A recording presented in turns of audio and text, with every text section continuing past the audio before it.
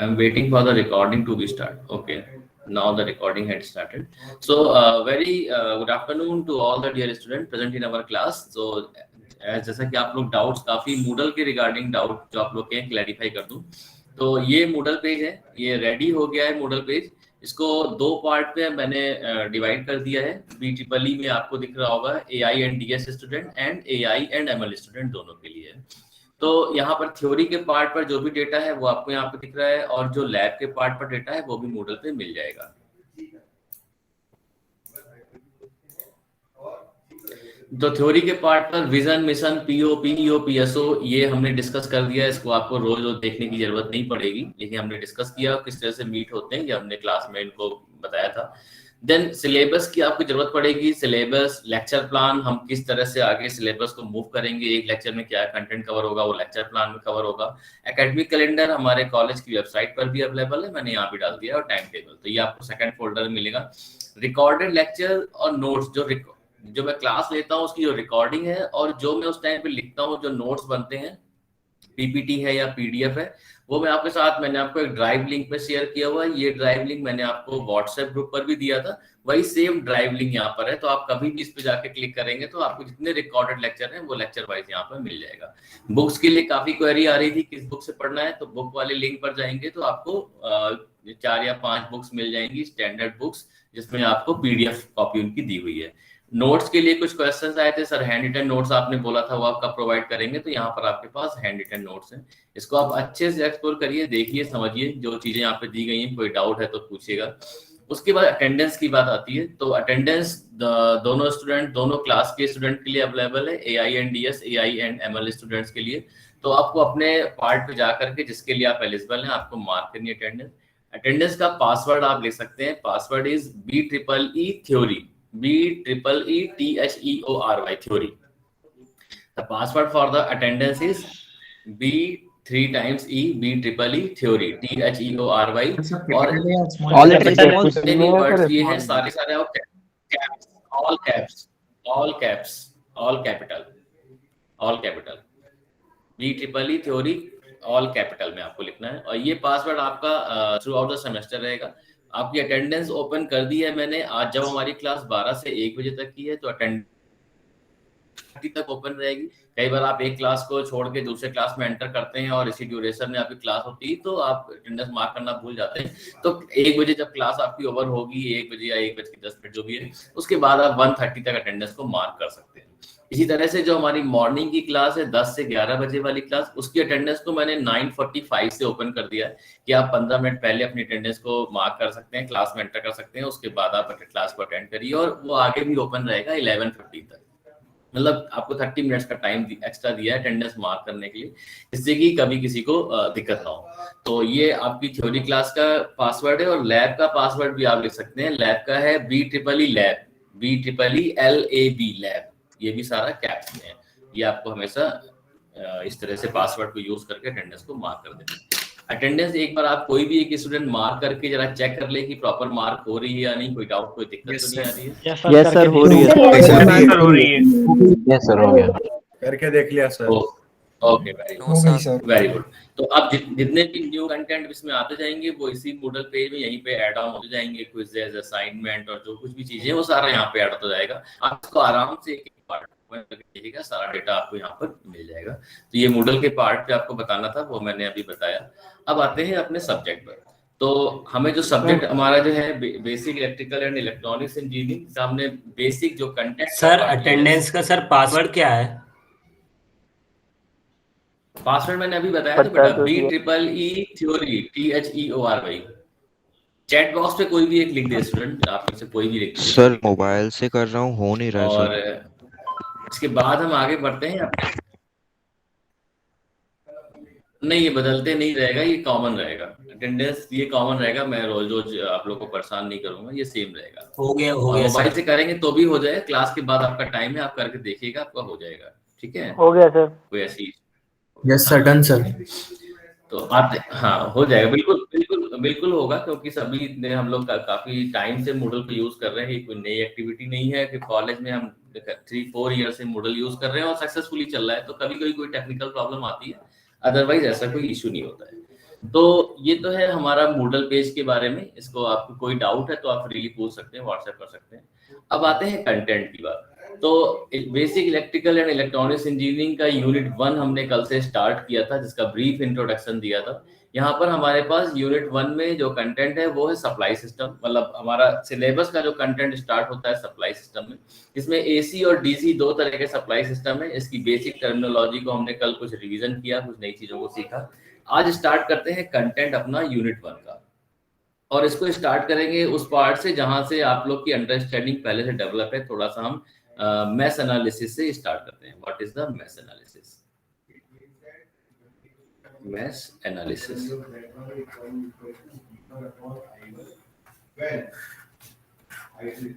एक मैं simple circuit diagram draw करता हूं और उसको आपको सॉल्व करना है और बताना है कि उसका रिजल्ट क्या आएगा। सभी लोग सॉल्व कर लेंगे, मुझे नहीं लगता कोई भी ऐसा स्टूडेंट होगा जिसको इसका आंसर नहीं पता होगा, क्योंकि सिंपल सर्किट डायग्राम है। This is the circuit diagram, electrical circuit diagram having a battery plus minus 10 volt and it is having a resistance of 2 ohm. You have to calculate the value of current I. What will be the value of current I? 5 ampere. 5 ampere. 5 5 ampere current आया। 5. Very good, very good. जिस तरह से अभी आप answer बता रहे हैं इसी तरह से आपको कंटिन्यू रखना है आगे भी। इसके बाद मैं इस क्वेश्चन में थोड़ा सा चेंज करता हूँ। मैंने यहाँ पर एक 10 वोल्ट की बैटरी लिया, एक रेजिस्टेंस यहाँ पे जो 2 ओम लगा हुआ था उस 2 ओम के रेजिस्टेंस को हमने यहाँ पे कनेक्ट किया, और एक दूसरा वोल्टेज सोर्स प्लस माइनस, यहाँ पे दूसरा वोल्टेज सोर्स हमने लिया, इसको हमने 5 वोल्ट का सोर्स लिया। और इस सोर्स में आपको बताना है कि जो करंट का फ्लो होगा what will be the value of current I in this case. 2.5 ampere 2.5 2.5 या 7.5? 2.5 7.5. 2.5 चेक करते हैं। 7.5 ठीक है, 7.5 चेक करते हैं इसको। 2.5 या 7.5 दोनों चेक करते हैं, जो सही है वो भी देखते हैं। अब देखिए पहली बात आती है मैथ एनालिसिस। तो मैथ एनालिसिस में हमको देखना है कि मैथ है क्या। मैथ मतलब किसी भी सर्किट का, इलेक्ट्रिक सर्किट का जो स्मॉलेस्ट पाथ होता है उसको हम मैथ का नाम देते हैं। जैसे अगर मैं यहाँ पे इसको नाम दूं, if I start providing the name of these terminals, this is terminal A, if this is terminal B, if this is terminal C and this is terminal D, A B C D A। तो यहाँ पे हम कह सकते हैं कि A B C D A, this is a mesh। mesh means the closed path, जिस part से, जिस पॉइंट से स्टार्ट किया उसी पॉइंट पर आकर के इसको एंड कर दिया।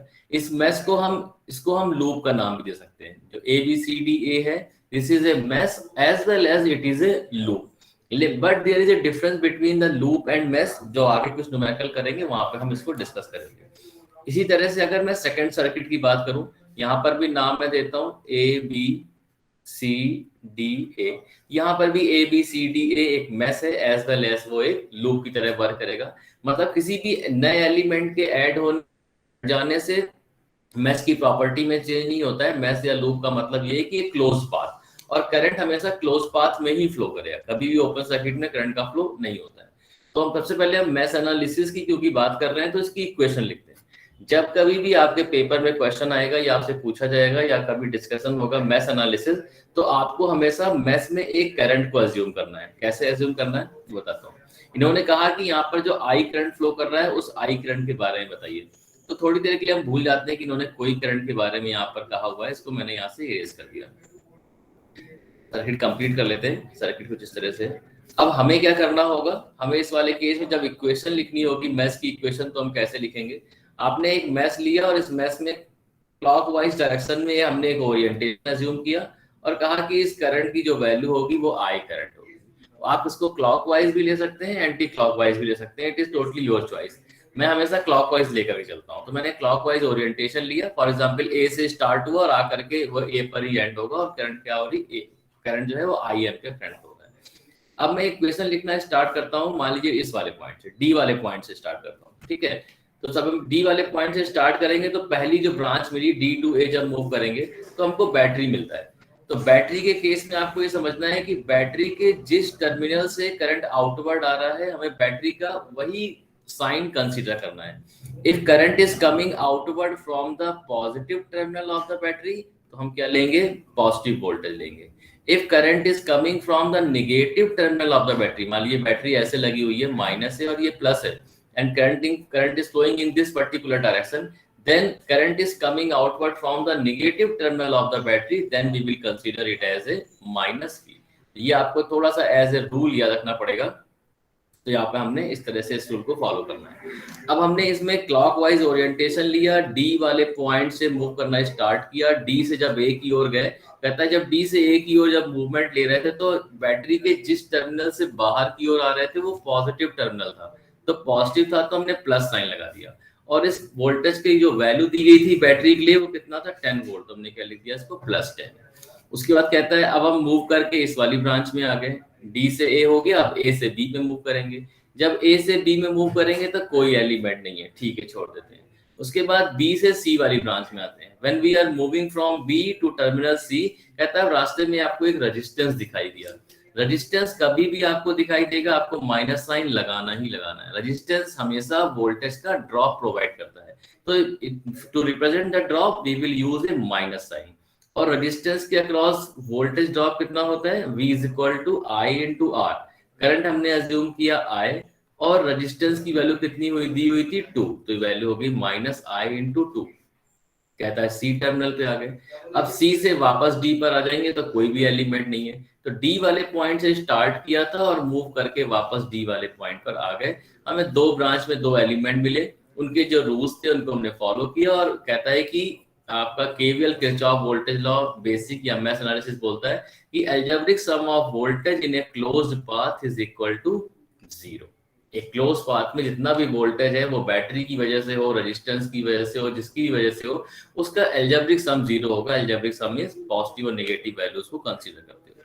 अब आप इस इक्वेशन को अगर सॉल्व करोगे then I will become equal to 10 divide by 2, और इसका आंसर आ जाएगा 5 एम्पियर, जो आप सभी लोगों ने बताया था।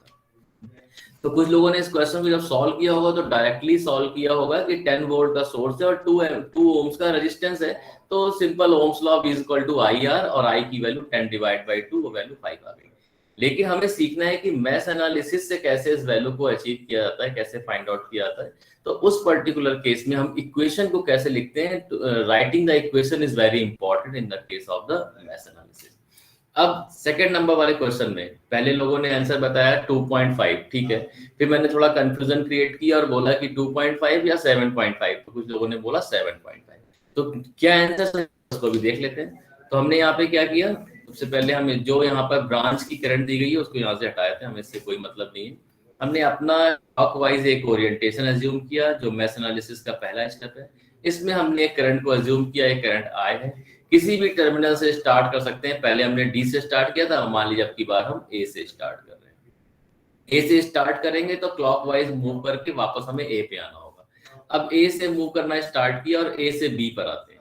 जब ए से बी पर आए तो हमें रास्ते में सबसे पहला एलिमेंट दिखाई दिया रेजिस्टेंस। रेजिस्टेंस मींस मैंने बोला रेजिस्टेंस है तो माइनस साइन लगाना है। रेजिस्टेंस के अक्रॉस कितना वोल्टेज ड्रॉप होता है, I इंटू आर। करंट आपने अज्यूम किया है I मल्टीप्लाइड बाई रेजिस्टेंस की वैल्यू 2, तो -I इंटू 2, ये पर्टिकुलर ब्रांच कवर हो गया। अब आप इस वाली ब्रांच में आए, B से C की ओर मूव करेंगे। जब आप B से C की ओर मूव करोगे तो यहाँ पर हम +5 लेंगे या -5 लेंगे, -5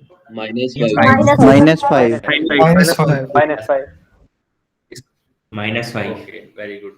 ड्रॉप हो रहा है, कंसेप्ट तो बिल्कुल ठीक है, लेकिन जब न्यूमेरिकल हम करते हैं पेपर में तो न्यूमेरिकल करने के टाइम हमें थोड़ा सा प्रैक्टिस चाहिए होती है।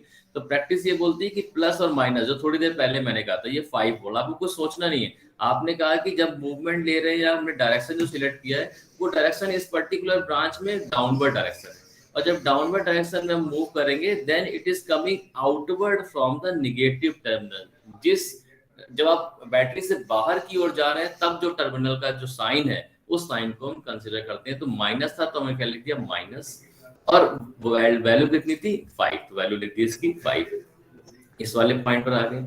सी से डी में आए, कहता है कोई एलिमेंट नहीं है, छोड़ दिया। अब डी से ए में जब जाएंगे, कहता है जब डी से ए मूव करेंगे तो एंटर किया नेगेटिव में, लेकिन बाहर आए बैटरी से पॉजिटिव साइन के साथ, तो यहाँ पे प्लस साइन ले लिया। और प्लस साइन लेकर के यहाँ पर जो वैल्यू थी इसकी वो लिख दी हमने 10 और वापस ए वाले पॉइंट पर हम पहुंच गए। ए से स्टार्ट किया था, ए पर वापस पहुंच गए, तो algebraic sum of voltage in a closed path will become equal to 0. Now if we do the calculation to 10 minus 5 it will become 5 is equal to 2i, and if we solve it then it will become 5 divided by 2 is equal to 2.5 ampere. ये इसका सही answer है। अब ये दो example जो मैंने अभी आपको बताए, इनमें किसी को कोई डाउट अगर है तो आप भी पूछ सकते हैं। सर अगर प्लस से जा रहा है बाहर तो वो पॉजिटिव रहेगा सर। हाँ सर अगर वो प्लस से बाहर जा रहा है मतलब पॉजिटिव आप- होगा, और नेगेटिव से बाहर जा रहा है तो नेगेटिव होगा। मतलब आप जब मूवमेंट ले रहे हैं तो आपको देखना है कि बैटरी के किस टर्मिनल से आप बाहर निकल रहे हैं। आउटसाइड जा रहे हैं तो वो पॉजिटिव साइन है या नेगेटिव साइन है, तो जो भी साइन होगा उसी साइन को हम कंसीडर करेंगे। जिसके लिए मैंने और सर रेजिस्टेंस को ऑलवेज नेगेटिव लेंगे सर। आपको नोट पढ़े, रेजिस्टेंस को ऑलवेज नेगेटिव नहीं लेंगे, Resistance is जहाँ पर always- लॉस हो रहा है वहां पर सर नेगेटिव लेंगे ना। No in my case what I am saying, resistance जहां भी आपको दिखाई दे आप आंख बंद करके नेगेटिव लगा दीजिए, वो आंसर सही ही आएगा। जो आप हाँ लोग हायर से ये सर वो लोअर से हायर लोड है सर, इसलिए वो रेजिस्टेंस बेटा हमेशा एनर्जी का ड्रॉप करता है, एनर्जी का ये लॉस सर करता है। वो Resistance लोड है ना सर, हमेशा अगर इसीलिए पोटेंशियल का ड्रॉप ही मिलता है। Yes definitely. तो आपको रेजिस्टेंस वाले केस में कुछ भी सोचना नहीं है, माइनस साइन लगाना है, आंसर आएगा ही आएगा, कोई गलती होगी नहीं। मैं बैटरी वाला एग्जांपल एक बार फिर से ले रहा था। मान लीजिए कि ये 10 वोल्ट की बैटरी है और हमने ओरिएंटेशन इसका इस तरह से लिया हुआ है, तो ये बैटरी के पॉजिटिव टर्मिनल से आउटपुट हम आ रहे हैं, तो इसको हम कंसीडर करेंगे प्लस 10 वोल्ट। और इसी सेम बैटरी के लिए मान लीजिए कि 10 वोल्ट की यही same battery plus minus terminal, अगर हमने ऐसा डायरेक्शन अज्यूम किया होता है कि करंट फ्लो कर रहा होता है डाउनवर्ड डायरेक्शन में, then the current is coming outward from the negative terminal of the battery. In that case we consider it as a minus 10 volt. तो यहाँ से भी कंफ्यूजन नहीं होगा। और रेजिस्टेंस के लिए मैं लिख देता हूँ फिर से, अगर रेजिस्टेंस है तो माइनस आई इंटू आर आपको कंसीडर करना होगा। ठीक है, ये वोल्ट ये एक और न्यूमेरिकल लेते हैं, सॉल्व करते हैं।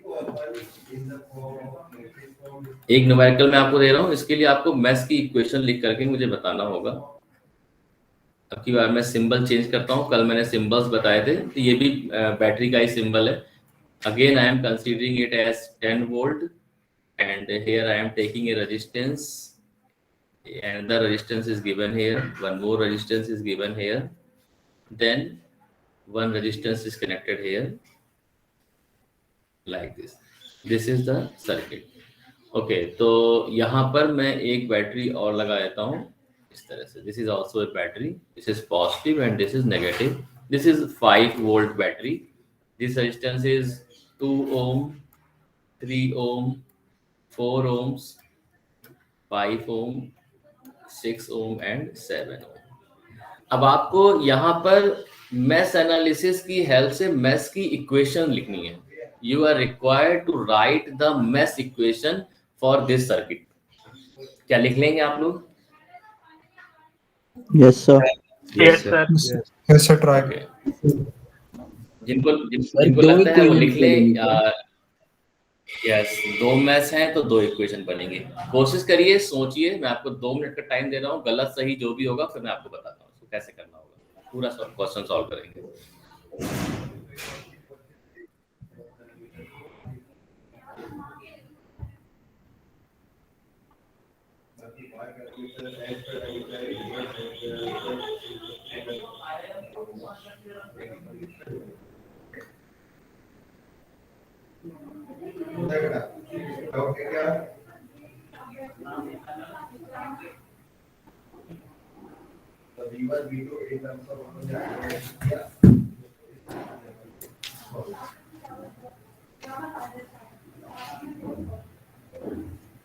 डिपेंडेंट सोर्स है थोड़ा सा ये।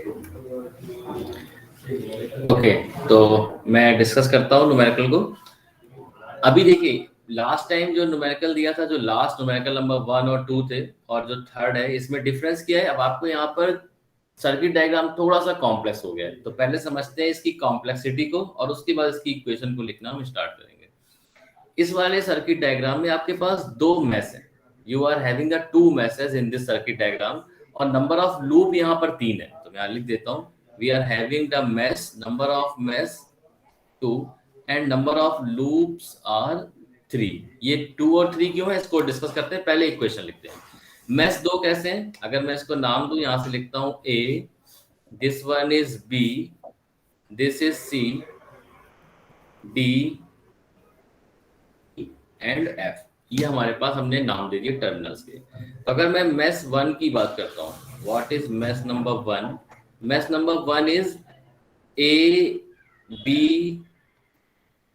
E, F, A से स्टार्ट किया, B वाले पॉइंट पर आए, B से E वाले पॉइंट पर आए, E से F और वापस A पहुंच गए। This is mesh number 1। और अगर मैं मैश नंबर 2 की बात करता हूँ, मैश नंबर 2, तो मैश नंबर 2 के जो नाम होंगे वो, अगर मैं इसको मान लीजिए कि B वाले पॉइंट से स्टार्ट करता हूँ, then it will be the B, C, D, E, वापस B वाले पॉइंट पर आके B, तो B, C, D, E, B, this will be the mesh number 2.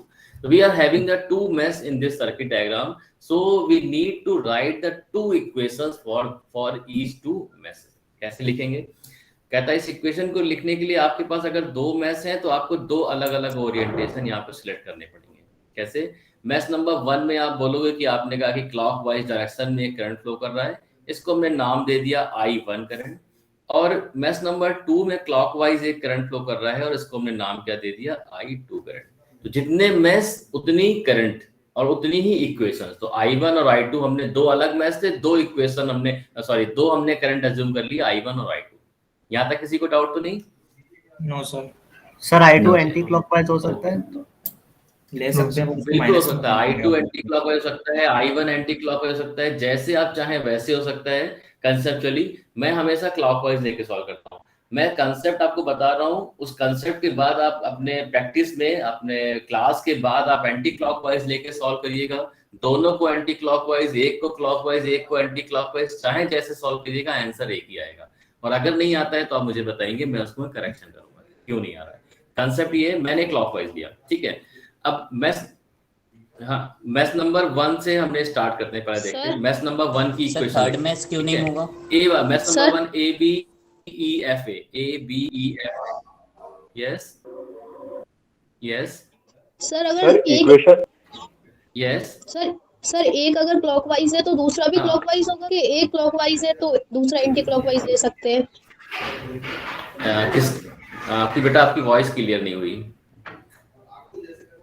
Sir जैसे कि एक अपने क्लॉकवाइज ले लिया और सेकंड वाला भी अपन को क्लॉकवाइज लेना पड़ेगा, कि अपन सेकंड वाला अपनी मर्जी से एंटी क्लॉकवाइज ले सकते हैं?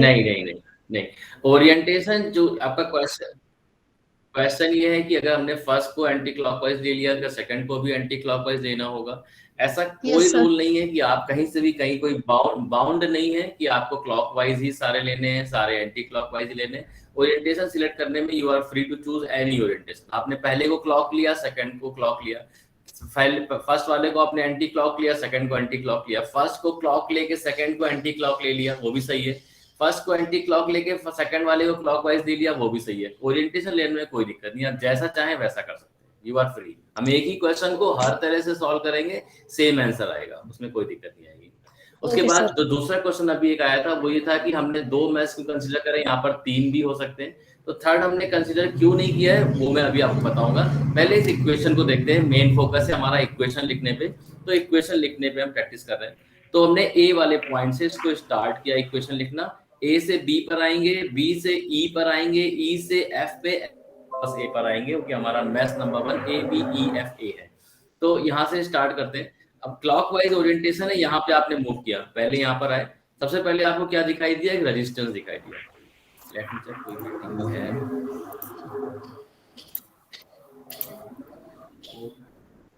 है। किसी का माइक शायद ओपन है, आप उसको म्यूट कर सकते हैं। तो हम सबसे पहले, हमको यहाँ से ए पे बी पे जब मूव कर रहे हैं, तो हमको सबसे पहले एक रेजिस्टेंस दिखाई दिया, रेजिस्टेंस 2 ओम का है। रेजिस्टेंस के लिए मैंने बोला जैसे ही साइन लगा दिए, इस वाले 2 ओम रेजिस्टेंस में कितना करंट फ्लो कर रहा है, I1 करंट, तो आप बोलोगे I × R। 2 ओम के अक्रॉस करंट कितनी है, I1, मल्टीप्लाइड बाई रेजिस्टेंस कितना हो गया 2, तो माइनस I1 इंटू 2। अब आप आ गए बी टर्मिनल पे। अब आप बोलोगे बी से हमको ई पर आना है, इस डायरेक्शन में आना है। जब आप बी से ई वाले टर्मिनल में आप मूव करोगे तो कहता है फिर से एक रेजिस्टेंस है 3 ओम का, रेजिस्टेंस है तो फिर से माइनस साइन। अब यहाँ पर आप लिखोगे माइनस रेजिस्टेंस की वैल्यू 3। अब यहाँ पे हमें क्या लिखना है, करंट लिखना है। 3 के अक्रॉस कितनी करंट फ्लो करेगी। अब 3 ओम जो रेजिस्टेंस है, इस रेजिस्टेंस के अक्रॉस दो करंट आपको दिखाई पड़ेंगी। I1 करंट एक फ्लो कर रहा है और एक I2 करंट फ्लो कर रहा है। Yes sir. एक I1 करंट जो है वो एक सेकेंड पहले मेरी बात सुन लीजिए, है ना, उसके बाद फिर इसको डिस्कस कर लेंगे। अगर मैं 3 ओम की रेजिस्टेंस को अलग से ड्रॉ कर लेता हूँ जो यहाँ पे बना हुआ है, इसमें हमने फर्स्ट वाले मैश में करंट अज्यूम किया है I1 करंट, जो कि क्लॉकवाइज डायरेक्शन में होने की वजह से जब इस ब्रांच में होगा तो I1 डाउनवर्ड डायरेक्शन में होगा, और I2 करंट जब फ्लो करेगा तो उसकी डायरेक्शन कैसी है, अपवर्ड डायरेक्शन है। तो we can write it as I2 is in the upward direction. तो 3 ओम रेजिस्टेंस में जो करंट का फ्लो है, एक डाउनवर्ड डायरेक्शन में करंट और एक अपवर्ड डायरेक्शन में करंट, तो net current value will be the I1 minus I2, क्योंकि दोनों करंट की डायरेक्शन अलग अलग है। अब आप बोलोगे कि सर I1 माइनस I2 क्यों लिखा, I2 माइनस I1 क्यों नहीं लिखा। वो भी तो लिख सकते हैं, क्योंकि करंट अपोजिट डायरेक्शन में है तो I2 माइनस I1 भी हो सकता है। तो इसके लिए रूल ये बोलता है, लॉ ये बोलता है कि अगर आप मैश नंबर 1 के लिए इक्वेशन लिख रहे हैं और मैश नंबर 1 में आपने I1 करंट को डिनोट किया था, तो आप I1 को हायर एज्यूम करोगे I2 के रिस्पेक्ट में, तो I1 माइनस I2 होगा। यही इक्वेशन अगर हम I2 के लिए लिखते तो वो I2 माइनस I1 हो जाता। तो ये वाली बात हो गई। उसके बाद कहता है इस वाली E पे आने के बाद वापस हम E से F पे पहुंच गए, इस वाले पॉइंट पर आए। फिर से आपको एक रेजिस्टेंस दिखाई दिया, रेजिस्टेंस माइनस वैल्यू आ गई, रेजिस्टेंस की वैल्यू कितनी दी गई है, 4 दी गई है। और करंट जो फ्लो कर रहा है, अब ये वाली जो ब्रांच है 4 ओम की जो ब्रांच है, उसमें करंट कितना है, I1 करंट फ्लो कर रहा है। तो हमने इसको I1 लिख दिया, this is I1। Now come to this particular branch. इस ब्रांच में वोल्टेज सोर्स लगा हुआ है, जब मूव करेंगे तो बैटरी के पॉजिटिव से आउटपुट आएंगे, then its value will be +10 and the algebraic sum of voltage in a closed path in a closed loop will become equal to 0. So this will be the mesh equation. Minus I1 into 2 minus 3 I1 minus I2 minus 4 I1 plus 10 is equal to 0, and this will become the equation number 1. अब mesh number 2 के लिए equation लिखते हैं, देखते हैं वो equation कैसे आएगी। उसको स्टार्ट करते हैं इस B वाले पॉइंट से, स्टार्ट करते हैं इस B वाले पॉइंट से, यहाँ से स्टार्ट करते हैं। B से स्टार्ट करेंगे क्योंकि ओरिएंटेशन क्लॉकवाइज लिया है तो हम क्लॉकवाइज मूव करेंगे। पहले B से C में आएंगे, रेजिस्टेंस है तो -6, करंट की वैल्यू कितनी हो जाएगी, I2 करंट। उसके बाद और आगे बढ़े, फिर रेजिस्टेंस दिखता है आपको 7, तो -7 करंट कितना है इसमें, again the current is I2 current. Then battery coming outward from the negative terminal, तो -5, again we are having a 5 ohm resistance, तो -5 इंटू करंट की वैल्यू कितनी होगी, I2। यहाँ पे आने के बाद जब हम इस वाली ब्रांच में मूव करेंगे, तो कहता है जब इस वाली ब्रांच में हम मूव करेंगे तो फिर से हमको 3 ओम रेजिस्टेंस मिला, और ये 3 ओम वही वाला रेजिस्टेंस है जिसके लिए थोड़ी देर पहले हमने यहाँ पर देखा था, यहाँ पे वैल्यू को हमने डिस्कस किया था। लेकिन अब हम इक्वेशन मैश नंबर 2 के लिए लिख रहे हैं, तो -3, अब प्रेफरेंस देंगे I2 को, तो it will be the value of I2 minus I1। Again we are reaching the point B, it will become equal to 0, equation number 2. So these will be the two equations, equation number 1 and equation number 2. अगर मैं इसको summarise करूं, इसके पहले कि आपके doubts को clarify करूं, तो ये एक मैश एनालिसिस थी जिसमें हमें 2 मैश दिख रहे थे। दोनों मैश में हमने 2 करंट अज्यूम किया, I1 और I2। दोनों के लिए अलग अलग इक्वेशन लिखना शुरू किया। इक्वेशन लिखने में कहीं कोई दिक्कत नहीं आई, लेकिन जब एक ऐसी ब्रांच मिली, ध्यान सुनिएगा, जब हमको एक ऐसी ब्रांच मिली जो कि जिसका नाम यहाँ पे 3 ओम रेजिस्टेंस है, और वो एक ऐसी ब्रांच है जो दोनों मैश में कॉमन है, 3 ohm is common between the mesh number 1 and mesh number 2, then we are having a problem that whether we take the value I1 minus I2 और I2 माइनस I1। तो पहली चीज तो ये कि जब भी 3 ओम, एक ऐसी ब्रांच जो कि 2 मैश में कॉमन है, वहां पर करंट की वैल्यू 2 करंट का डिफरेंस आती है। किस तरह से लिखा जाएगा, हम जब मैश नंबर 1 के लिए इक्वेशन लिख रहे हैं तो हम लिखेंगे I1 माइनस I2, और जब हम मैश नंबर 2 की इक्वेशन लिख रहे हैं तो 2 वाली करंट को हम मानते हुए चलते हैं कि वो वैल्यू हायर वैल्यू होगी, तो हम इक्वेशन लिखेंगे I2 माइनस I1। इसके अलावा कोई भी ब्रांच आप उठा करके देखिए, चाहे वो 1 ओम हो, चाहे वो 2 ओम हो, 6 ओम हो, 7 ओम, 5 ओम, 4 ओम, ये सारी ब्रांचेस ऐसी हैं जो किसी भी दो मेस के बीच में कॉमन नहीं है, वो एक इंडिविजुअल मेस की ब्रांच है। तो वहां पर इक्वेशन लिखने में हमें दो करंट की वैल्यूज को कंसीडर नहीं करना पड़ा, 3 ओम में केवल ये बात आती है। इस तरह से हमने दो इक्वेशन लिखी। अब इन दोनों इक्वेशन को हम सॉल्व करेंगे, सॉल्व करके हमें दो रिजल्ट मिलेंगे, I1 और I2 की वैल्यू मिलेगी और वही हमारी मेस की इक्वेशन होगी। इसके बाद अगर आपके जो डाउट है आप 1 बाय 1 पूछ सकते हैं। If you are having doubt you may ask please. Sir sir जो लूप हमने को क्यों नहीं मैश बना रहे सर, लूप 3 को? यस सर लूप 3 को मैश क्यों नहीं बना रहे? लूप 3 को, हाँ ठीक है, वो लूप वाला, लूप का कंसेप्ट मैं बताता हूँ आपको, ठीक है, लूप वाला मैंने लिख दिया, वो बताना है मुझे। इस नेक्स्ट क्वेश्चन। सर जो 3 ओम वाला हमने रेजिस्टेंस में करंट लिया है तो उसकी डायरेक्शन नहीं चेंज हो जाएगी जब हम दो बार पहले I1 को प्रेफरेंस ले रहे हैं फिर I2 को ले रहे हैं? नहीं, वो वही तो लॉ है बेसिकली। ये जो Answer कर लिया ना थ्योरम्स जब डिजाइन करी जाती है तो थ्योरम्स को लिख करके वेरीफाई किया था। क्वेश्चन ये था इनका कि जब एक बार हम I1 माइनस I2 लिख रहे हैं, एक बार I2 माइनस I1 लिख रहे हैं, तो क्या इससे गलत नहीं होगा? तो इससे गलत इसलिए नहीं होता क्योंकि ये वेरीफाइड है, ऑलरेडी इसका वेरीफाई कर दिया है, इसको वेरीफाई किया गया और इसको हम लैब में वेरीफाई भी करेंगे। तो ये थ्योरम के रिजल्ट्स हैं कि ऐसा करने पे गलत नहीं होता है, क्योंकि बेसिकली वो साइन जो होता है वो डिफरेंस का साइन होता है कि higher value should be subtracted with the lower value should be subtracted from the higher value. तो डिफरेंस साइन है, उसको डिफरेंस में हम एक बार अज्यूम करते हैं कि I1 is greater than I2, second time हम अज्यूम करते हैं I2 ग्रेटर देन I1, उससे आंसर बिल्कुल भी गलत नहीं। That is sir sir I2 दूसरा क्वेश्चन जो आया था, एंटी यस सर जैसे ए से I1 करंट आया है और फिर सर ये B के मतलब ये जो डिवाइड हो जाएगा तो सर अपन ये I2 और I3 करके भी ले सकते हैं क्या? जैसे B से C में I2 ले लिए और फिर B से E में I3 ले लिए, मतलब डिवाइड कर दिए। तो सर ऐसा भी मतलब करंट लेके कर सकते हैं? मैथ्स नहीं वो ये बताता हूँ मैं, एक बताते इसी को बताता हूँ, ठीक है। क्वेश्चन ये आया है अभी कि ये ब्रांच वाइज करंट एज्यूम करने की बात कर रहे हैं। पहले तो मैं डिस्कस करता हूँ मैश और नोडल, ये लूप और मैश के डिफरेंस को मैं बताता हूँ, what is mesh and what is loop, loop and mesh, इसको समझ लेते हैं। उसके बाद सेकंड क्वेश्चन आया था ब्रांच करंट को, उसको बताता हूँ। एक सिंपल सर्किट में बनाता हूँ, मैंने एलिमेंट्स नहीं बना रहा हूँ, केवल ऐसे ही ड्रॉ कर देता हूँ, कुछ एलिमेंट यहाँ के लिए रेजिस्टेंस लगा देता हूँ इस तरह से। अब यहाँ पर मैंने इसको नाम दिया A, this is B, C, D, E, F। अगर क्लोज्ड पाथ की आप बात करो कि इसमें कितने क्लोज्ड पाथ बन रहे हैं, तो number of closed path are 3। आप में लिखोगे A, B, E, F, A, ये भी एक क्लोज्ड पाथ है।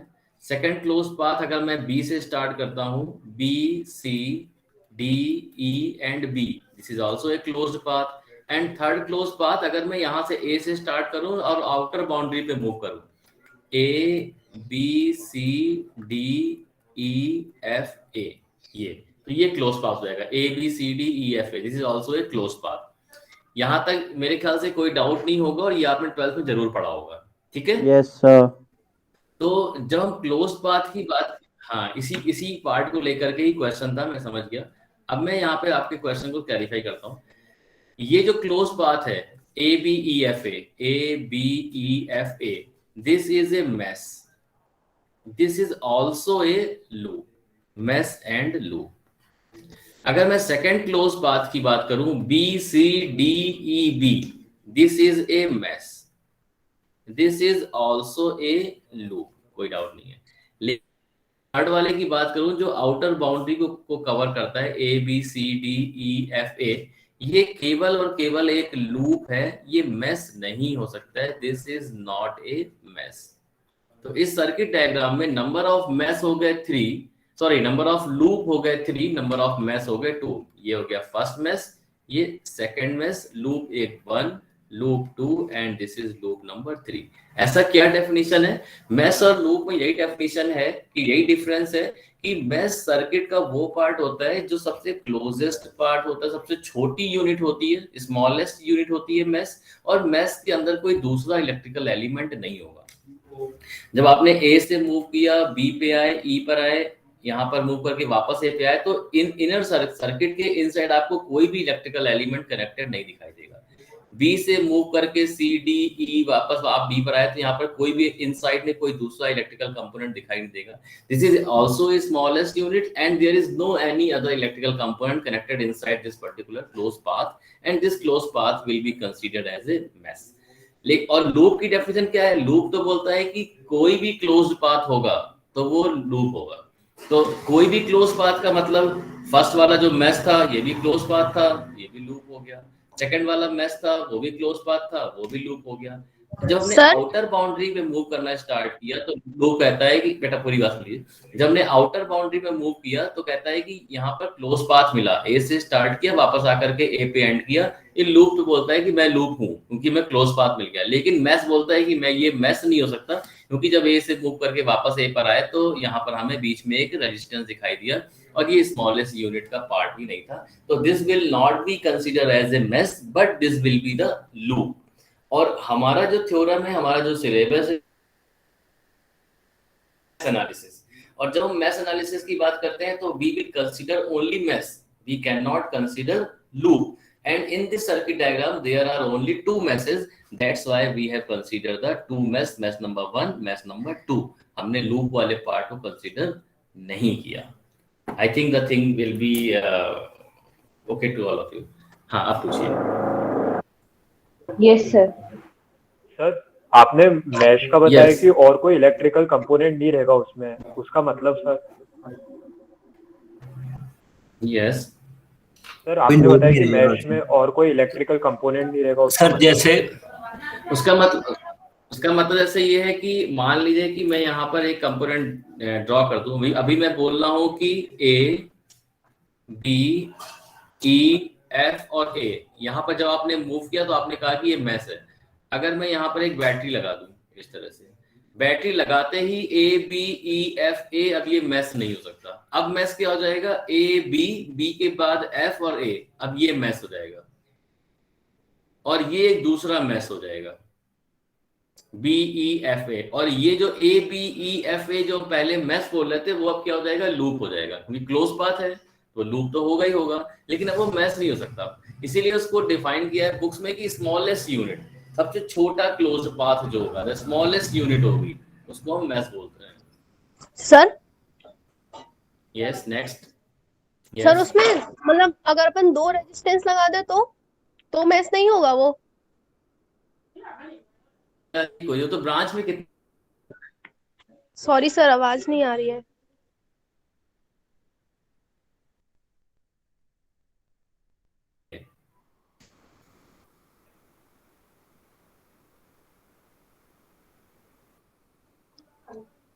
Am I audible?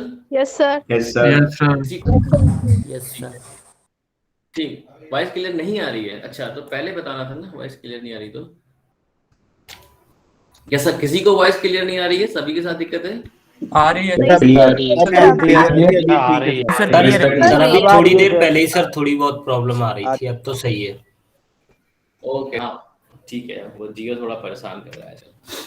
तो अभी जो आप एक क्वेश्चन जो आप बोल रहे थे जिसमें आप बोल रहे थे कि रेजिस्टेंस को इंक्रीज कर दे, तो आप बताइए कि किस ब्रांच में मैं रेजिस्टेंस लगा दूं, उसी के हिसाब से डिस्कस कर लेंगे। आप ब्रांच का नाम बोलिए, वहां रेजिस्टेंस लगा करके डिस्कस कर लेते हैं। ओके, आई थिंक कि वॉइस का कुछ इशू है उधर साइड में, तो मैं चलता हूँ। यहाँ तक बात क्लियर हो गई। अब मैं आप एक न्यूमेरिकल देता हूँ और एक्सपेक्ट करता हूँ कि इस इक्वेशन, इस वाले जो सर्किट डायग्राम में मैं ड्रॉ करने जा रहा हूँ, सॉरी सर वो करंट डिस्ट्रीब्यूशन वाला बता दीजिए, आप बताने वाले। ओके ओके ओके ओके, हाँ ठीक है, करंट डिस्ट्रीब्यूशन, ठीक है। सेकंड वाला जो पार्ट था वो था करंट डिस्ट्रीब्यूशन। एक क्वेश्चन और पूछा गया था, ये फर्स्ट हो गया, लूप और मैश हो गया। Second question was asked about the related to regarding to branch current.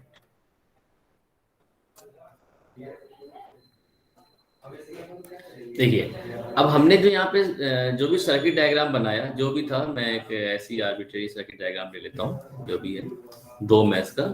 यहाँ पर हमने जो ओरिएंटेशन वगैरह एज्यूम करे वो हमने मैश करंट के लिए एज्यूम करे। पूरी मैश के लिए एक करंट होगा, लेकिन जैसे इस बच्ची ने बोला कि क्या हम ऐसा कर सकते हैं कि यहाँ पर एक करंट अज्यूम करें, इसको I1 लें, ये इस टर्मिनल पर आकर के दो पार्ट में डिवाइड हो जाए, I2, और एक करंट यहाँ पर हो जाए I3, इस तरह से, और फिर वापस हम जैसे अज्यूम करते हैं इस बार यहाँ पर I2 करंट आया, यहाँ पे I3 आया, तो ये करंट हो जाएगा I2 प्लस I3। आप इसी की बात कर रहे हो ना बेटा, इस तरह से? Yes sir. ये आप लोग 12th में पढ़ करके आते हैं, बिल्कुल सही है, लेकिन अभी इसके बाद जो नेक्स्ट कंसेप्ट हम पढ़ेंगे नोडल एनालिसिस, वहां पर इस कंसेप्ट को हम यूज करते हैं। तो बात ये है कहने की कि एक ही सर्किट को सॉल्व करने के कई सारे तरीके होते हैं, कई सारी थ्योरम्स बनाएंगे। जिस थ्योरम को हम पढ़ रहे हैं मैश एनालिसिस में, तो उसका जो रूल बोलता है वो कहता है कि एक मैश में हमको एक ही करंट अज्यूम करनी है। तो उससे फायदा क्या है? आप बोलोगे सर हमें तो ये अच्छा लगता है। फायदा इससे ये है, आप देखिए कि आपने अगर यहाँ पर I1, I2, I3 तीन करंट अज्यूम करी, तो आपके पास अननोन हो गए 3, I1, I2 और I3। इन 3 अननोन को सॉल्व करने के लिए आपको 3 इक्वेशन चाहिए, क्योंकि सिंपल मैथमेटिक्स बोलता है कि जितने नंबर ऑफ अननोन से उतनी नंबर ऑफ इक्वेशन चाहिए होंगी, तभी आप उसको सॉल्व कर सकते हैं अलजेब्रा से। और हमने यहाँ पर जब अजम्पशन लिया तो हमने एक मैश में I1 अज्यूम किया और एक में I2 अज्यूम किया। तो अगर हम केवल 2 इक्वेशन I1 और I2 लेके सॉल्व कर सकते हैं, तो केवल 2 इक्वेशन से ये सॉल्व हो जाएगा। तो कहता है कि mesh analysis is simpler than the analysis that you are saying कि हम ब्रांच करंट को अज्यूम करें। तो मैश एनालिसिस वाले कंसेप्ट में ब्रांच की करंट को अज्यूम मत करिए, नंबर ऑफ मैश कंसीडर करते हुए एक मैश की एक ही करंट अज्यूम करिए, और इस लॉ से करके जो भी तरीका हमने बताया उससे इक्वेशन को लिखिए और ये सॉल्व कर लीजिए, वो ज्यादा ईजी रहेगा। क्योंकि प्रैक्टिस वाले पार्ट पे आपने 12th में और प्रिपरेशन में प्रैक्टिस किया होगा, तो मुझे पता है कि पहले दिमाग वहीं जाता है कि सोर्स है तो I1 करंट फिर I2 करंट, ये सब करके आप करते हैं, बिल्कुल सही है, वो भी सही है। लेकिन जब कॉम्प्लेक्स सर्किट आएंगे और मान लीजिए यहाँ पे 10 आपको ब्रांचेस दे दी जाए, मान लीजिए मैं इसको थोड़ा सा और डिफिकल्ट करता हूँ, एक और सर्किट डायग्राम देता हूँ आपको, इसी को आप लोग सॉल्व भी करिएगा। Example, I think 5th number example है, मैं ड्रॉ कर रहा हूँ circuit diagram. Considering a voltage source here, again I am taking it as a 10 volt source, and there is a resistance here and a voltage source is also connected here. This voltage source is having a value of 2 volt, and this is 2 ohm, this is 3 ohm, this is 5 ohm. Again Sir, there is Kirchhoff law से भी कर connected, सकते हैं ना 4 circuit ohm. Analysis? बिल्कुल कर सकते हैं, किरचॉफ से कर सकते हैं, लेकिन आपका जब क्वेश्चन पेपर में आएगा ना, तो उसमें लिखा होगा मैश एनालिसिस, तो आपको मैश से ही सॉल्व करना होगा। Okay sir. जब आप अगर मान लीजिए कोई इंजीनियर, हाँ मान लीजिए आप एक इंजीनियर किसी इंडस्ट्री में जॉब कर रहे हैं, आपको एक छोटा सर्किट डायग्राम सॉल्व करना है। आपने कहा कि आपके रूम में लाइटिंग सिस्टम लगा हुआ है, इलेक्ट्रिकल सिस्टम लगा हुआ है, उसका सर्किट बनाया और आपने कितनी करंट फ्लो करनी चाहिए और कितनी फ्लो कर रही है, हाई है कि लो, वो करने के लिए आप बिल्कुल ओपन है कि आप थ्योरम थेवेनिन लगाएं, नॉर्टन लगाएं, मैश लगाएं, नोडल लगाएं, आपने जो बेसिक लॉ पढ़े उससे करें, सब कुछ है। लेकिन ये सारे कंसेप्ट आपको बताए जा रहे हैं कि जहां पे जो बेस्ट फिट बैठता है उसको आप यूज कर सकते हैं, तो आंसर सबसे सेम आएगा। लेकिन जब तक आप स्टूडेंट हैं तो पेपर में मेंशन होगा कि you have to solve the question by using the mesh analysis. जब मैश से पूछ रहा है तो उन्हें यही स्टेप्स चाहिए, तो इन्हीं स्टेप पे मार्क्स मिलेंगे, तो आप इन्हीं को फॉलो करें। ये हो गया आपका 600। ये सर्किट डायग्राम मैंने ड्रॉ किया। अब इस सर्किट डायग्राम में आपको मैश एनालिसिस से इक्वेशन लिखनी है, आपको मैश आइडेंटिफाई करने हैं और मैश की इक्वेशंस लिखनी है। और थोड़ा सा मैं हिंट कर देता हूँ, बता देता हूँ यहाँ पर कि आप एक हमने मैश यहाँ कंसिडर कर लिया है, this is mesh number 1 I1। एक मैश हम उसको ले लेते हैं, this is mesh number 2 I2, and this is mesh number 3 I3। 3 ही मैश बनेंगे, किसी भी तरह से आप देख लीजिए सर्किट में। लूप बहुत सारे होंगे लेकिन मैश 3 होंगे, और 3 मैश में मैंने I1, I2, I3 clockwise orientation ले लिया है। अब आपको इसके लिए इक्वेशन लिखनी है, तो बाकी लोग जिनको समझ में आ गया वो लिखना स्टार्ट करें। और जो अभी बच्ची पूछ रही थी कि ब्रांच करंट के लिए, अब बेटा अगर आप इसमें ब्रांच करंट अज्यूम करना स्टार्ट करो तो आप कितनी सारी ब्रांच करंट लेंगे? आई थिंक फर्स्ट ब्रांच से I1, I2, I3, I4, I5, I6 voltage तो बैटरी का यस, और उसके नीचे वाली बैटरी का ये मैं 1 वोल्ट, हाँ 1 वोल्ट दे दिया। तो अगर हम ब्रांच करंट इसमें अज्यूम करना स्टार्ट करेंगे तो बहुत सारी ब्रांच की करंट आपको मिलेगी, और उसके बाद फिर जितनी नंबर ऑफ ब्रांच है उतनी करंट्स और उतनी करंट की इक्वेशंस। आपके पास 6 ब्रांच है तो 6 इक्वेशन आप लिखोगे और उन 6 को सॉल्व करने की कोशिश करोगे तो बहुत ही कॉम्प्लेक्स हो जाएगा। तो for complex network, for complex circuits, the methodology which I am providing here by the law of the mesh analysis, that is simpler one. तो आप इससे इसको सॉल्व कर सकते हैं। बेसिक लॉ वही है, ये थोड़ा सा एडवांस लेवल है।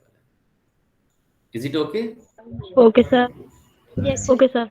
Yes. Okay. अब आप इस यहाँ पर मैथ्स के लिए इक्वेशन लिखिए।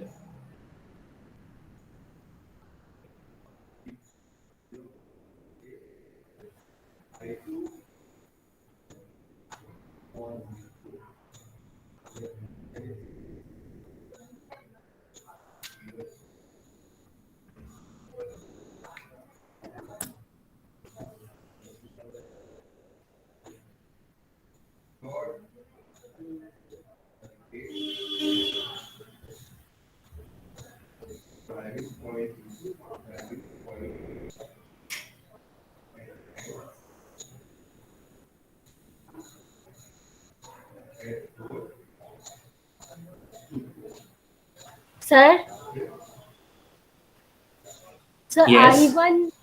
I1 2.25, I2 0.25 and I3 0. Solve भी कर लिया? Great. Yes, sir.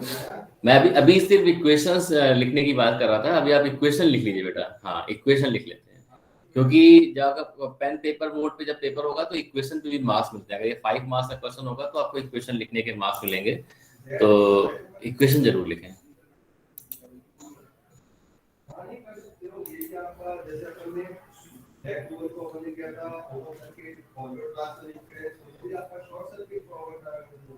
सभी ने इक्वेशन लिख ली या अभी टाइम चाहिए और? लिख ली सर। लिख ली sir. Yes, sir. Clear, sir. ठीक है, तो एक एक करके मैं इक्वेशन को डिस्कस करता हूँ। मैथ्स नंबर 1 की इक्वेशन, ठीक है, मैं लिख नहीं रहा हूँ, मैं सिर्फ बोल रहा हूँ। लिखने से आप लोग को रहता है, बाद देख लेंगे। ध्यान से देखिएगा और कहीं भी गलती हो तो आइडेंटिफाई करते रहिएगा, फिर मैं लिख भी दूंगा। मैथ्स नंबर 1 की इक्वेशन मैं बोल रहा हूँ। मैंने इस वाले पॉइंट से स्टार्ट किया, +10 -2I1 -I3 -3I1 -I2 +2 is equal to 0। ये मैथ्स नंबर 1 की इक्वेशन। मैं अब लिख देता हूं इसको, +10 -2 I1 -I3 -3 I1 -I2 +2 is equal to 0. This is equation number 1 which I have written with the help of math number 1. कितने लोगों की सही है? Yes, sir. सही है सर। सही है सर। सही है sir. Okay. Math number, okay, very good. Math number 2 की इक्वेशन मैं लिखता हूं यहां से, इस वाले पॉइंट से। आप किसी पॉइंट से स्टार्ट करते हैं, मैं यहां से स्टार्ट कर रहा हूं। मैथ नंबर 2 की इक्वेशन मेरे अकॉर्डिंग ये इक्वेशन होगी -5 I2 -I3 -4 I2 -1 -2 -3 I2 -I1 is equal to 0। देखो सही लिखी मैंने इक्वेशन, कहीं गलती तो नहीं कर दी? Yes, sir. सही। Yes, sir. Yes, sir. Check करिए, सही है? Yes, sir. ठीक है। Yes, sir. अब मैथ नंबर 3 के लिए इक्वेशन मैं लिखता हूँ। इस वाले पॉइंट से स्टार्ट करूंगा, इस पर्टिकुलर पॉइंट से, और क्लॉकवाइज मूव करके वापस यहाँ पे जाऊंगा। तो -6 I3 से इक्वेशन स्टार्ट होगी, अगर पहली ब्रांच ये -6 I3, उसके बाद एलिमेंट 5 पे आ गया -5, अभी हो जाएगा I3 -I2, क्योंकि हम मैथ 3 में है, तो I3 -I2 -2 I3 -I1 is equal to 0। Equation number 3।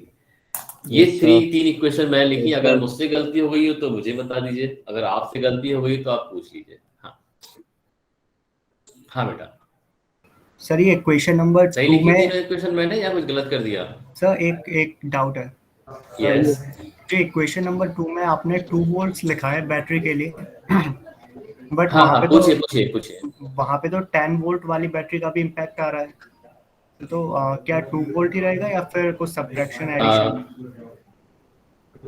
Equation number कौन सा? 2। इक्वेशन नंबर 2 में 2 वोल्ट की जो बैटरी है जो कॉमन वे में आ रही है, जो I1 I2 दोनों में कॉमन है सर, तो वहाँ पे 10 वोल्ट वाली बैटरी का भी करंट जा रहा है, उसको कंसीडर किया है हमने। सर सिर्फ 2 हाँ वोल्ट। देखिए करंट तो 10 वोल्ट वाली बैटरी का करंट तो इस सेकंड वाले मैच में भी जाएगा। जो भी ये करंट प्रोवाइड करेगा, एक्चुअली जो ये करंट प्रोवाइड करेगा उसका कुछ पार्ट यहाँ भी जाएगा, यहाँ भी जाएगा, यहाँ भी पहुंचेगा, यहाँ भी कलेक्ट होगा, यहाँ भी आएगा। तो हर एक सोर्स का, यहाँ पे सोर्स है 3, 10 वोल्ट, 2 वोल्ट और 1 वोल्ट। हर एक वोल्टेज सोर्स का इम्पैक्ट सारी ब्रांचेस में आ रहा है, वो बात एकदम ठीक है। लेकिन जो हमारा तरीका है लिखने का, उसमें हम केवल उस मैच को कंसीडर करते हैं, क्योंकि जो 10 वोल्ट का इम्पैक्ट है वो ऑलरेडी हमने इक्वेशन नंबर 1 में कंसीडर कर लिया है। जो कॉमन ब्रांचेस है जहां जहां उनका इम्पैक्ट आएगा वो हमने कंसीडर कर लिया है। तो जब हम 2 वोल्ट की ब्रांच की बात कर रहे हैं तो हम अदर सर्किट को एज्यूम करते हैं कि वो सर्किट का पार्ट नहीं है, अदरवाइज वो कंफ्यूजन होगा। तो इक्वेशन ऐसे ही लिखी जाती है। अगर टेक्निकली बात करें, अगर आप बात कर रहे हैं सर्किट के, हाँ सर्किट के पार्ट पे बात करेंगे तो बिल्कुल सही है कि 10 वोल्ट सोर्स का इम्पैक्ट सारी ब्रांचेस में होगा। लेकिन in order to solve that electrical circuit, जो प्रोसीजर यहाँ पर है वो एकदम सही है, उसको इसी तरह से सॉल्व किया जाता है। Sir is it okay? Okay sir यहाँ पे 3 मैच है और 6 लूप है। लूप मैं काउंट करता हूँ, 3 मैच है तो 3 लूप तो ये हो गए, और एक इस वाले को ले लेंगे, 1 2 3, एक ये भी तो बन जाएगा, यहाँ से स्टार्ट होगा और यहाँ पर आएगा। ये कंसीडर किया गया? Yes sir. तो सर 5 हो रहे हैं सर, एक टोटल उनको मिला के 5। यहाँ से स्टार्ट करें, 6 से यहाँ से मूव करके 6 वाली ब्रांच से आगे आकर के 4 पर आए, 4 से आके 1 वोल्ट से होकर के 2, और फिर यहाँ से मूव करके यहाँ आ जाए और वापस यहाँ चले जाएं। तो एक ये भी तो बनेगा, इसको कंसीडर कर लिया। सर 6 हो रहा है। से एक दूसरा बनेगा, इसको पहले और सर थर्ड वाले 7 में हो कंसीडर रहे हैं, कर। ऐसे तो फिर 7 होंगे। 7 हो रहे हैं। 7, yes 7 is the right answer. Yes sir 7। आपने एक पहला मैच लिया, दूसरा मैच लिया, तीसरा मैच लिया, उसके बाद 1 और 2 का कॉम्बिनेशन बना दिया, 2 और 3 का कॉम्बिनेशन बना दिया, और 3 और 1 का कॉम्बिनेशन बना दिया, और 1 2 3 ओवरऑल ले लिया। तो 3 3 6 प्लस 1 7, देयर विल बी 7 ठीक है। ऑब्जेक्टिव क्वेश्चंस में ही आ सकता है। हाँ, तो अभी ये आप लोग को सारा कंसेप्ट क्लियर है। मैं कुछ क्वेश्चंस आप लोग को 2 या 3 क्वेश्चन, ज्यादा नहीं, 3-4 क्वेश्चन मैं आप लोग को दूंगा, उसे सॉल्व करके रखिएगा, क्योंकि अभी हमारी क्लास अब सीधे ट्यूसडे को होगी, कल क्लास भी नहीं है। तो आपके पास प्रैक्टिस प्रॉब्लम सीट से आप क्वेश्चन को सॉल्व करिए, उनके आंसर्स होंगे, और उसको हम कंसीडर कर लेते हैं कि असाइनमेंट के फॉर्म पे आपने उसे करके सबमिट कर दिया है, और उनका डिस्कशन फिर हम अपनी नेक्स्ट क्लास में करेंगे। और जितना मैंने अभी आज की 1-2 क्लास में मैंने बताया है, इसी के बेसिस पे आपका एक क्विज होगा जो संडे में होगा। उसकी टाइमिंग और ड्यूरेशन सारा मूडल पे आ जाएगा, मैं ग्रुप पर भी उसको अपडेट कर दूंगा। तो ये कंसेप्ट, मैथ एनालिसिस का कंसेप्ट यहीं पे कंप्लीट होता है। यस, जस्ट मुझे अनाउंसमेंट कर ली। जिन लोगों को डाउट नहीं है वो क्लास लीव कर सकते हैं, वो अटेंडेंस मार्क कर सकते हैं, they are allowed to leave the marks. जिनको डाउट है वो प्रेजेंट रहे और अपने डाउट को पूछ सकते हैं 1 बाय 1। सर जैसे कि हम आपने ये मैथ्स प्रोसेस यूज किया सॉल्व करने के लिए लूप को, तो इंडिविजुअली हम जब लूप को सॉल्व कर रहे हैं तो हम किरचॉफ का सेकंड रूल ही लगा रहे हैं ना, मतलब तो मतलब वो as a process name basic rule तो किरचॉफ वोल्टेज लॉ का ही है, algebraic sum of voltage equal to 0। लेकिन हम क्योंकि हम इंडिविजुअली जब हम सॉल्व कर रहे हैं, लेकिन यहाँ पर हमने ये किया है कि हमने मैथ एनालिसिस हाँ बोलो, पूरा बोलो ठीक है सर। जैसे कि मतलब इंडिविजुअली हम हर एक लूप में मतलब किरचॉफ का सेकंड रूल लगा के हम वोल्टेज को अप्लाई करके हम सॉल्व कर रहे हैं, और फिर हम बोल रहे हैं कि ये मैथ्स 1 हो गया, मैथ्स 2, मतलब ऐसे सॉल्व कर दिया है।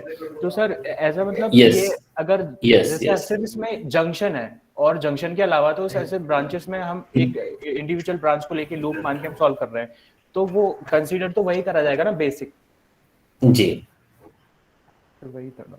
हाँ, बेसिक तो वही है, क्योंकि इसीलिए मैंने स्टार्टिंग में बताया algebraic sum of voltage equal to 0, इसलिए क्लास को जो स्टार्ट किया था, देखिए मैंने सिंगल लूप से लिया था। अब इस वाले लूप में आप नहीं कह सकते कि मैं किरचॉफ वोल्टेज लॉ की बात कर रहा हूँ या स्पेसिफिक मेश की बात कर रहा हूँ। उसमें एक ही मेश है, एक ही लूप है, और इसमें ओम्स लॉ भी सब कुछ कॉमन है।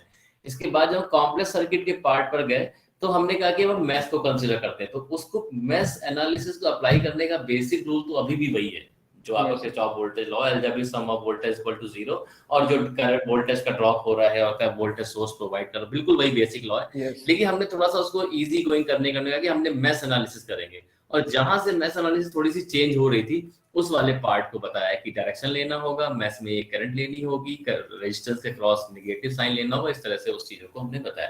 तो बेसिक बिल्कुल वही है, बेसिक कभी चेंज भी नहीं होगा, बेसिक को हम कभी चेंज कर नहीं सकते। उसके एडवांसमेंट करके हमने चीजों को थोड़ा सिंप्लीफाई करने की कोशिश करी, तो ये रिजल्ट निकल कर गया। तो बनती है, अगर इसी को लूप एनालिसिस का नाम देते तो आप एकदम फ्री होते, कोई भी लूप सिलेक्ट कर लेते आप। यस सर, बस जंक्शंस हैं इसलिए हम लोग मैश एनालिसिस यूज कर रहे हैं, क्योंकि इंडिविजुअल लूप नहीं, सिर्फ जंक्शंस हैं इसलिए हम मैश एनालिसिस यूज कर रहे हैं। जंक्शन है नहीं, ऐसा नहीं कि सर जंक्शन है कि जंक्शन अगर नहीं भी होगा तो भी सिंगल मैश, सिंगल अगर एक ही सर्किट है, क्लोज पाथ है, उसमें भी इसको लगा सकते हैं, उसको मैश करा सकते हैं, क्योंकि इसमें मैश एनालिसिस अप्लाई कर रहे हैं, क्योंकि इसमें हमने क्लोज पाथ को मैश का नाम दिया है। और जंक्शंस नहीं होंगे तो भी कर सकते हैं, और नंबर ऑफ जंक्शंस जब काफी ज्यादा होंगे तब ये नॉट ऑडिबल कर लेता हूं। आपका घर है, आपका कोई व्यक्ति अगर एक ही कमरे में रहता है, मतलब एक छोटे से रूम में रहता है, कोई स्टडी रूम में की बात करें, तो एक मीटर से सप्लाई आ रही, जहां मीटर सप्लाई आ रही पोल से, वो सोर्स हो गया, और उसके बाद सप्लाई उस रूम में जा रही, तो उस रूम में दो लाइट लगी हुई है, 2 फैन लगा हुआ है, सिंपल एनालिसिस हो गई, कर लिया। अब आपने कहा कि मेरी बिल्डिंग है, अब 10 माले की बिल्डिंग है, 10 स्टोरी बिल्डिंग है, उसके लिए एक सोर्स आ रहा है ग्राउंड फ्लोर पे, और बाकी पूरा डिस्ट्रीब्यूशन है। इतने बड़े सर्किट को जब आप ड्रॉ करोगे, उसकी एनालिसिस करोगे, तो अगर बेसिक लॉ से करने बैठेंगे तो हर एक के लिए अलग अलग करना पड़ेगा। तो एक कॉम्प्लेक्स सर्किट जब बन जाता है, वहां पर जब हमें यहाँ पे एनालिसिस वगैरह अप्लाई करनी होती है, तो ये सिंपलर वे प्रोवाइड करते हैं। तो basic law is still the same, but for the easier version we are considering the mesh analysis. जितने क्लोज पाथ मिलेंगे, स्मॉलेस्ट में उसको मैश एनालिसिस का नाम देंगे। इनके कुछ और भी इजी वे हैं, कुछ थ्योरम्स हैं, थेवेनिन्स थ्योरम है, नॉर्टन्स थ्योरम है, उनको हम आगे और कंसीडर करेंगे। तो एक ही क्वेश्चन को करने के, एक ही सर्किट को सॉल्व करने के कई सारे तरीके हैं। यस सर, लूप में इलेक्ट्रिकल कंपोनेंट मिस हो सकता है और मैश में नहीं होता है, कोई सा भी इलेक्ट्रिकल कंपोनेंट मिस होने की बात नहीं है, मतलब वो कह रहा है कि मिस नहीं, मतलब अगर इलेक्ट्रिकल लूप की, हाँ क्लोज पाथ होना चाहिए पहली चीज तो, और दूसरा ये कि अगर इलेक्ट्रिकल लूप या इलेक्ट्रिकल मैश की हम बात कर रहे हैं तो उसमें इलेक्ट्रिकल कंपोनेंट तो प्रेजेंट होनी चाहिए। ऐसा नहीं कोई भी सारी ब्रांचेस कनेक्ट कर दी, कोई भी रजिस्टर, इंडक्टर, कैपेसिटर या कोई सोर्स नहीं लगा हुआ है। मैं जो बता रहा था, मैं कहा था कि किसी भी मैश में जो पार्ट होगा उसके इनसाइड कोई दूसरा एलिमेंट कनेक्टेड नहीं होगा। मैं फिर से सर्किट डायग्राम ड्रॉ करके बता देता हूँ। जैसे कि मैंने बोला कि ये है, ये एक सर्किट है, इस सर्किट में अगर मैं मैश की बात करूं तो मैं बोलूंगा कि this one is a mesh, this is mesh number 1 and this is mesh number 2, simple. अब इसमें क्यों मैश नंबर 1 है, क्योंकि ये पहली चीज तो स्मॉलेस्ट क्लोज पाथ है, क्लोज पाथ है, यहाँ से स्टार्ट हो रहा है, वापस आके यहीं पेंट हो रहा है, और स्मॉलेस्ट क्लोज पाथ है। और इस क्लोज पाथ में जब आप अंदर खड़े होते हैं, आपको लगता है केवल इसकी बाउंड्री पर तो सर्किट एलिमेंट्स हैं, इनसाइड कोई भी इलेक्ट्रिकल एलिमेंट नहीं है। लेकिन यदि मैं ऐसा करूं, यहाँ पर मैं एक और एलिमेंट ड्रॉ कर दूं इस तरह से, तो अब ये जो पाथ है, जो ये सर्किट है, ये अब ये मैश का पार्ट नहीं रहेगा। अब मैश ये हो गया मैश नंबर 1, और ये हो गया मैश नंबर 2, और ये हो गया मैश नंबर 3। तो जो क्लोज स्मॉलेस्ट क्लोज पाथ होता है वो होता है मैश, और मैश के अंदर कोई दूसरा इलेक्ट्रिकल एलिमेंट नहीं होता है। लेकिन जब वो उस पाथ में तो एलिमेंट मिलेंगे ही। इस मैश को आपने ए से स्टार्ट किया, आपको रेजिस्टेंस मिला, बी पॉइंट पे पहुंचे, फिर आप आगे आए तो आपको रेजिस्टेंस, कोई दूसरा रेजिस्टेंस R2 मिला, फिर आप सी वाले पॉइंट पर आए। तो जब आप मैश की ब्रांचेस में मूव करोगे तो इलेक्ट्रिकल कंपोनेंट मिलेंगे, उसके अंदर कोई कंपोनेंट आपको नहीं कनेक्टेड नहीं मिलेगा। इस तरह से इज इट ओके? सर आपने जो इसके पहले क्वेश्चन दिया था सर, उसमें I2 और I1 कैसे सर वो मैश कैसे था, I2 और I1 सर इसके पहले वाले क्वेश्चन में? I2 I1 एक सेकंड बताता हूँ सर। इस वाले में इसी क्वेश्चन की बात कर रहे हैं आप? सर कुछ दिख नहीं रहा स्क्रीन पर। बेटा आप इसी क्वेश्चन की बात कर रहे हैं ना? Yes sir, yes screen sir. दिख नहीं रहा इसमें है? जो ठीक है सर। सर दिख गए, ठीक है सर। सर सर I1 और I2 सर ये दोनों कैसे हैं सर मैथ्स के?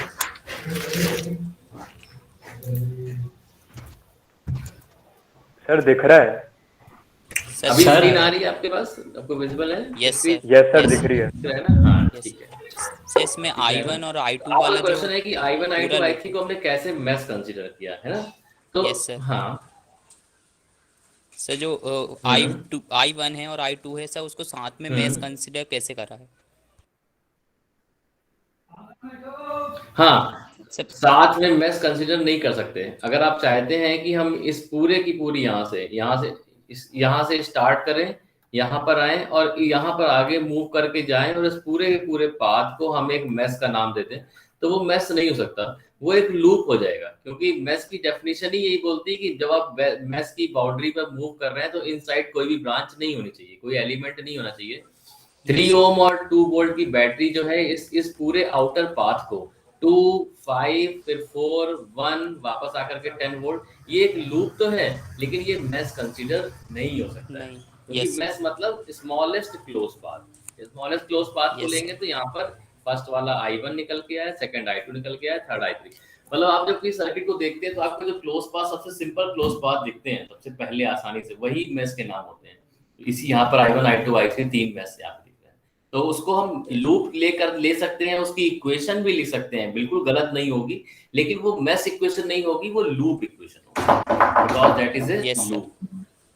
सर जैसे सर मंडे को लैब क्लासेस हैं सर, तो मतलब हमको क्या पढ़ के आना, मतलब लैब के लिए तैयारी वगैरह? मंडे को आपका लैब है, लैब में कुछ नहीं पढ़ के आना है। जो हमने अभी मैश एनालिसिस केवीएल केसीएल का एक ही एक्सपेरिमेंट होगा और मैनुअल हमने आप लोग के साथ लैब पे शेयर कर दिए हैं, तो उस मैनुअल में जो केवीएल केसीएल एक्सपेरिमेंट है उसको एक बार गो थ्रू हो जाएंगे तो आपको उसका प्रोसीजर समझ में आ जाएगा। बाकी हम आपको लैब पे सर जो जैसे सर जो लैब होगी सर उसके लिए नोटबुक बनाकर सर उसमें लिखना पड़ेगा ना लैब वाली? हाँ अभी आप लैब को पहले अटेंड करिए, लैब जिस दिन होगी तो मैं आपको एक सैंपल फाइल शो करूंगा, उस तरह की फाइल। जी सर। और सर आप अभी एक असाइनमेंट की बोल रहे थे सर, तो वो असाइनमेंट भी आएगा मतलब? असाइनमेंट में हाँ असाइनमेंट मैं दूंगा, जो मैथ एनालिसिस है ना इस पे कुछ 3-4 क्वेश्चन बना करके मैं शेयर करता हूँ अभी। जी सर। सर मॉडल पे आप कुछ देने वाले मॉडल पे डाल दूंगा और मॉडल पे डालने के बाद आपके ग्रुप पे अपडेट कर दूंगा कि यस सर ग्रुप पे डाल। Thank you sir. Thank you sir. So I think this class should be over now. Okay. Thank you so much for attending today's class. Thank you. Sir Honey कुछ कह रही है sir. Sir Sunday को quiz की timing क्या रहेगी? Yes बेटा। Sir को क्विज की टाइमिंग क्या रहेगी?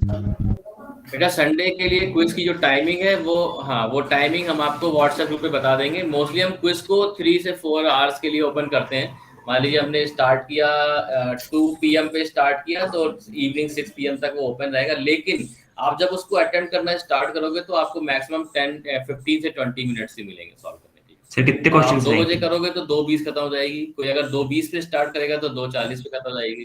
Question 10 question.